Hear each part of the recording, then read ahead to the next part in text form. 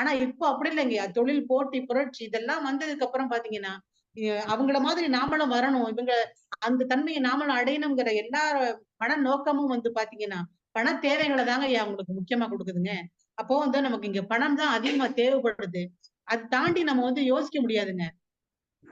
ஆ சொந்த பந்தத்துக்குள்ளே வச்சுக்கங்களேன். ஒரு ஏற்றத்தாழ்வுகள் வந்து நெறைய பார்க்கப்படுதுங்கய்யா. ஒரு பணம் இருக்கிறவங்க ஒரு இடத்துக்கு போறதுக்கும், பணம் இல்லாதவங்க அந்த இடத்துக்கு போறதுக்குமான அவங்க வரவேற்கிறது வித்தியாசம் இதெல்லாம் வேறுபாடு அடையுதுங்கய்யா. அவங்கள்ட்ட இருந்து இந்த மாற்றங்கள நம்ம பார்க்க முடியுது.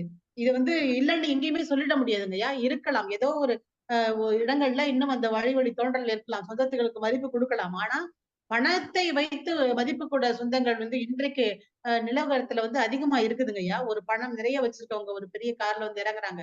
இல்ல ஒரு ஒரு பெரிய பொசிஷன்ல இருக்கிறாங்கன்னா, அவங்களுக்கு தனி மரியாதை குடுக்குறாங்க. இது வந்து பார்க்கக்கூடிய விடயங்கள் தாங்கய்யா.